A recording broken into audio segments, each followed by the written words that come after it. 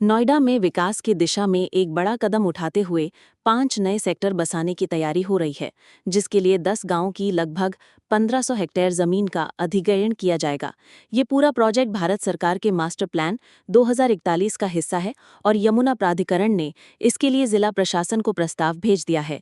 इन नए सेक्टरों में सेक्टर 5 को आवासीय क्षेत्र, सेक्टर 6 को औद्योगिक क्षेत्र, सेक्टर 7 और 8 को वेयरहाउसिंग एवं लॉजिस्टिक पार्क और सेक्टर 9 एवं 11 को संस्थागत श्रेणी के लिए विकसित किया जाएगा। इस अधिग्रहण से जेवर एयरपोर्ट के आसपास बहुमुखी विकास की योजना को बल मिलेगा और आने वाले समय में ये क्षेत्र ग्रेटर नोएडा की तरह ही तेजी से विकसित होगा। योगी आदित्यनाथ सरकार ने पहले ही यमुना प्राधिकरण को जमीन खरीदने के लिए पर्याप्त फंड उपलब्ध कराए हैं ताकि अधिग्रहण प्रक्रिया में किसी तरह की दिक्कत न आए।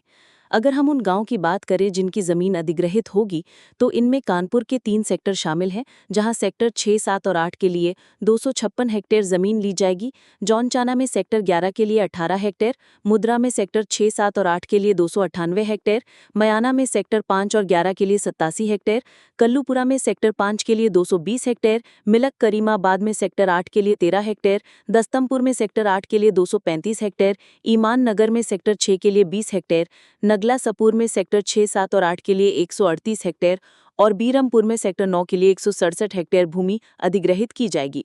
कुल मिलाकर इन 10 गांवों की जमीन मिलाकर 1500 हेक्टेयर भूमि का उपयोग होगा और यहां पर नए सेक्टर विकसित होने से न केवल जमीन मालिकों को उचित मुआवजा मिलेगा, बल्कि क्षेत्र के आम नागरिकों को भी रोजगार, व्यवसाय और आवास के अवसर प्राप्त होंगे।